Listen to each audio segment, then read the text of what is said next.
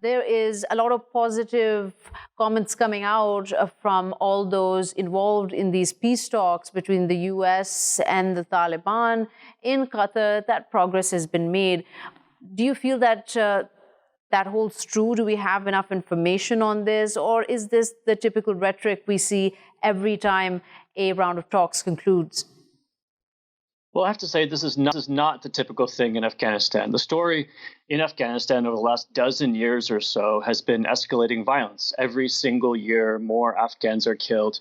And terribly, tragically, it makes the job of someone like me as an analyst incredibly easy, because every year you just say new record-breaking levels of violence, more civilians being killed. This year is something completely different. We actually see the violence slowing down just a little bit in the first months of 2019. And here we are with the United States on the brink of making some kind of an initial peace agreement with the Taliban, the main party that's fighting in Afghanistan. So, there's a lot of hope. This holds out the possibility of ending the largest armed conflict in the world. It's bigger than the war in Syria.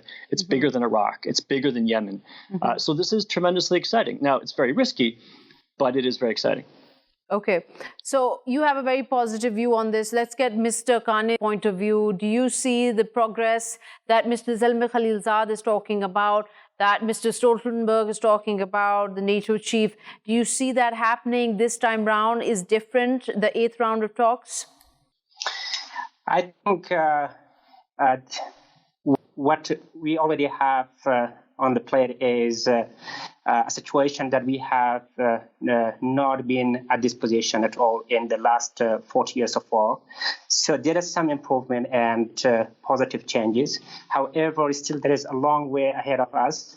The talk between the US and the Taliban is, I think, the easy part of the peace talks.